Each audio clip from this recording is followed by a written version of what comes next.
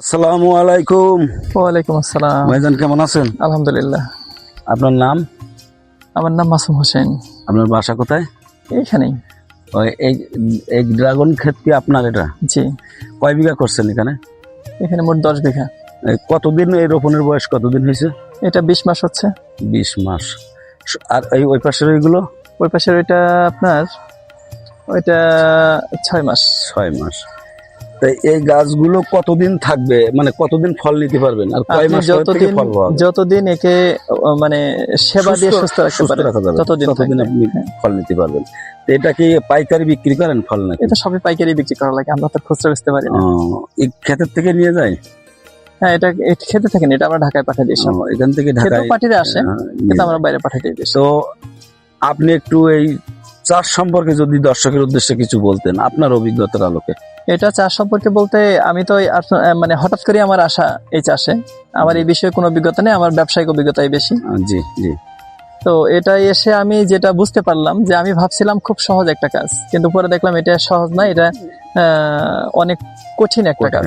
তবে সহজ করে নিতে হবে। সহজ করে নিতে হবে। হ্যাঁ, সহজ করে নেওয়ার জন্য নিজের উপর মানসিক, শারীরিক সব রকম একটা প্রেশার আসবে। ওই প্রেশার গুলোকে উপেক্ষা করে এই কাজটা করতে হবে। তো প্রথমে আমি বুঝতে পারিনি খুব একটা কিভাবে করতে হবে। 1 বিঘা জমিতে কেমন খরচ আসে প্রাথমিক পর্যায়ে? মানে আপনি যদি নরমালি করেন 3 লক্ষ টাকা নরমালি খরচ, এটা একেবারে নরমালি খরচ 3 লক্ষ টাকা আসবেই। আর যদি একটু ভালো মতো পরিচর্যা দিয়ে সুন্দরভাবে গাছটা রেডি করতে চান, তাহলে আর কম করে হলো 5 লক্ষ টাকা খরচ আসবে।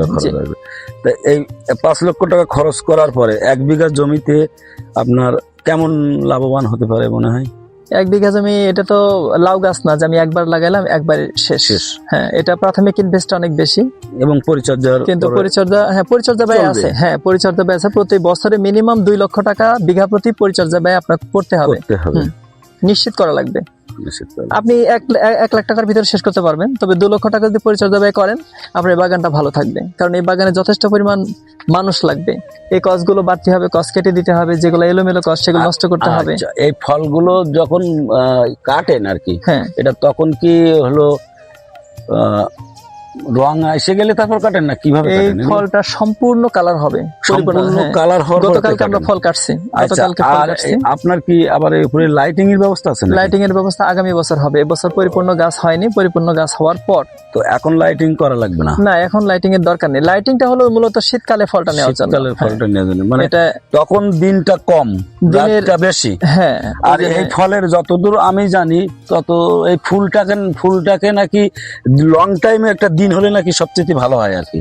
ফুল মানে কি, ফুলটা আসার জন্য এই গাছের একটা নির্দিষ্ট তাপমাত্রার দরকার আছে এবং নির্দিষ্ট টাইমিং এর ব্যাপার আছে। তাপমাত্রাটা আমাদের শীতকালে দেখেন, শীতকালে টাইমটা কম, সকাল 7টার দিকে আমাদের সূর্য উঠতেছে হিসাবে, আর সকাল বিকাল 5টার দিকে আমাদের সূর্য ডুবে যাচ্ছে।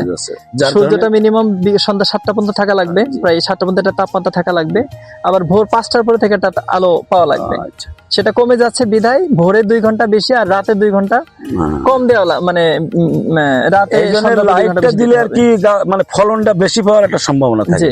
ফলনটা বেশি না, অসময়ে একটা ফল পাওয়ার সম্ভাবনা। আর লাইটিং যদি না দেওয়া হয় তাহলে দেখা যাচ্ছে লাইটিংটা না দিলে ফলটা কম হবে। হ্যাঁ, ফলটা কম না, এটা ঠিক না। লাইটিংটা না দিলে আপনার ওই শীতের সময় যে ফলটা হয়, যেমন আমাদের এই ফলটাই শেষ, এবছর কিন্তু আর কোনো ফল নেই। এবছর এই ফলটাই শেষ, আর পরবর্তী ফল যেটা আসবে সেটা আগামী বছর মে মাস থেকে শুরু হবে। আর যদি আমি এখন লাইট দেই তাহলে এই ফলটা হচ্ছে না, এটা বন্ধ হবে না, এটা কন্টিনিউ থাকবে। ধন্যবাদ আপনাকে, আপনার সঙ্গে কথা বলে অনেক ভালো লাগলো। দোয়া করি আপনি সাকসেসফুল হন। ভালো থাকেন। আল্লাহ হাফেজ। আল্লাহ হাফেজ।